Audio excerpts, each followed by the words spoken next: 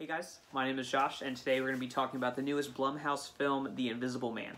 So, The Invisible Man is about a woman, Elizabeth Moss, who ends up leaving a abusive relationship.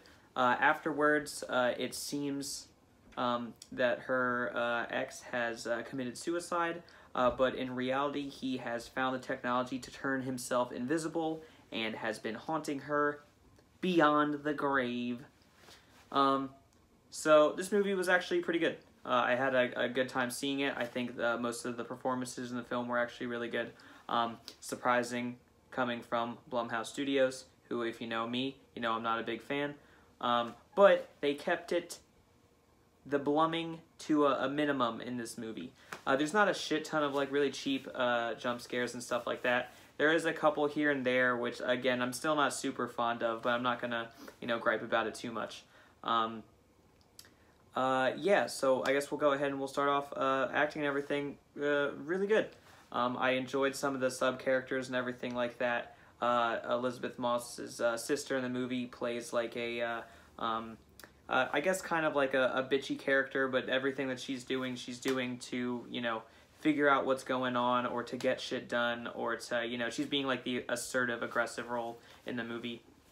Who she ends up staying with and his daughter, they end up playing great parts as well, as getting roped into everything that's happening to Elizabeth Moss's character.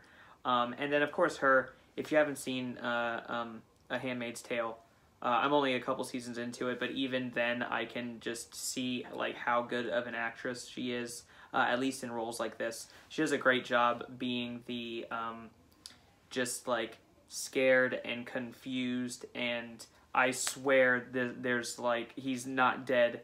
I'm not crazy. I swear I'm not crazy. She plays that character super well. And she has great facial expressions. You can really tell exactly what she's feeling at any moment in the movie, just by looking at her. It gets to the point to where she starts going so crazy. She just like looks like she's a mess. She hasn't, she's wearing frumpy clothes, look like she hasn't gotten herself together in a few days, stuff like that. So the acting in the movie was actually really good. It's definitely a thriller. It's not very much of a horror movie, but again, it's not trying to be.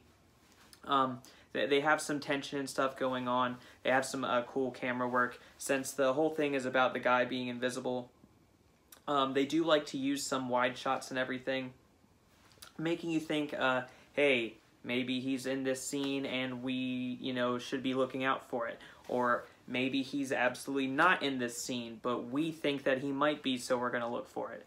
They like to, trick you a little bit with that. They took the tech route for the whole Invisible Man premise, which I do enjoy. I don't need to see another supernatural Blumhouse film. I don't need to see another spooky ghost being haunted. Yeah,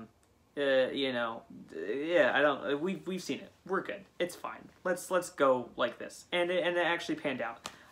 They set it up with the ex. They set him up as being a augmented reality optics leader in the field.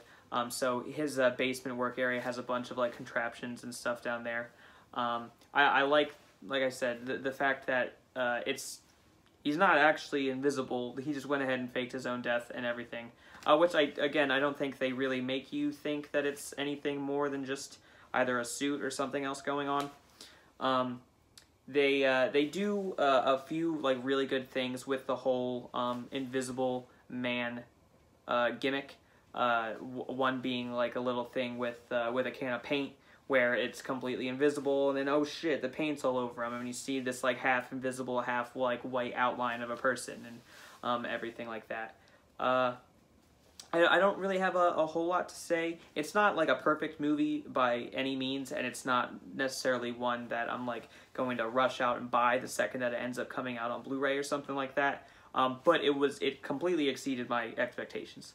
I thought it was a fun movie. I wasn't bored. It's over 2 hours long, so at that point it didn't really feel very long. So I think the pacing was actually pretty good. The music is a little hit or miss. I feel like there was a couple scenes in the beginning where they go ahead and try to rope you in with this score that I think they wanted to be memorable, but ended up feeling a little weird at certain points. But then actually later in the movie, towards like the final act, I really enjoyed all the sound and the music and everything that they had at some of those points. So I don't exactly know how all the like sound choices and music and everything was chosen, but it's a little bit stronger at the end than it is at the beginning. But again, your average movie viewer is not going to be like, "Oh fuck, the music's off." I don't know. It's a good movie. So if you want to have a good time and just see something, you know, a little chilling, a little thrilling, a little cool, go to the theaters and see The Invisible Man. It's definitely worth the watch.